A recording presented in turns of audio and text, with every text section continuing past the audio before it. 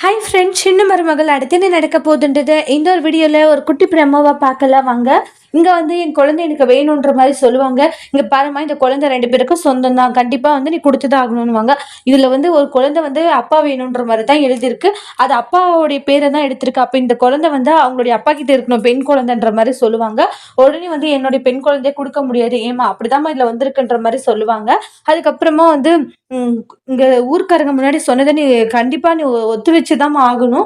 குழந்தைய வந்து அப்பா கிட்ட குடுத்துறேன்ற மாதிரி சொல்லுவாங்க. சரி, நான் குடுக்குறேன். ஆனா கல்யாணம் பண்ணிட்டு இருக்காங்க இல்லையா சேது ஐயா இன்னொரு பொண்டாட்டி, அவங்க வந்து என் குழந்தைய ஒரு குழந்தை மாதிரி பார்த்துப்பாங்களா, அவங்க அம்மா மாதிரி நடந்துப்பாங்களா அப்படின்ற மாதிரிலாம் சில கேள்விகள் கேட்கறாங்க. ஏமா நடந்துக்காம இல்ல நடந்துப்பாங்கன்ற மாதிரி சொல்லுவாங்க. இல்ல கண்டிப்பா வந்து அவங்க பார்த்துக்கவே மாட்டாங்க, எனக்கு நல்லாவே தெரியும்ன்றாங்க. அவங்களுக்கு வந்து என் குழந்தை மேல பாசம்ன்றதே ஒண்ணு வராது. ஏன்னா, அவங்க குழந்தைய எப்படி நடத்துவாங்கன்னு எனக்கு தெரியும் அப்படின்ட்டுலாம் சொல்லிட்டு இருக்காங்க. உடனே வந்து சேது இருந்துட்டு, "ஐஸ்வர்யா எல்லாம் நல்லா பார்த்துப்பா" அப்படின்ட்டாங்க. ஐஸ்வர்யா மேல நம்பிக்கை வச்சு, "என் குழந்தைய என்கிட்ட குடு. அவ பார்த்துக்கலன்னா நான் பார்த்துப்பேன். நீங்க பார்த்துக்கிறது வேற. ஆனா அவ எப்படி பார்த்துப்பான்றது எனக்கு தெரியாது இல்லையான்றாங்க." "என் குழந்தை அடுத்தவங்க வீட்ல எப்படி இருக்கும்னு நெனச்சு நெனச்சு நான் பயந்து வாழ்ந்துட்டு இருக்கிறதா இருக்கும்ன்றாங்க."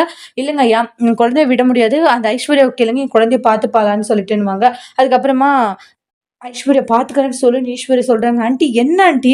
சும்மா சொல்லுமா, ஒரு பேச்சுக்கு சொல்லு. இப்ப நம்ம ஒண்ணும் பண்ண முடியாதுன்னுவாங்க."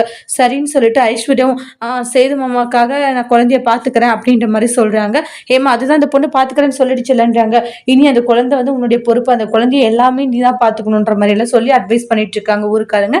இனி ஐஸ்வர்யா அந்த குழந்தைய எப்படி பார்த்துக்க போறாங்கன்றத அடுத்த வீடியோல வெயிட் பண்ணி பார்க்கலாம். இந்த வீடியோ பிடிச்சிருந்தா லைக் பண்ணுங்க, கமெண்ட் பண்ணுங்க, ஷேர் பண்ணுங்க. மறக்காம நம்ம சேனல சப்ஸ்கிரைபர் பண்ணிக்கோங்க. Thank you friends.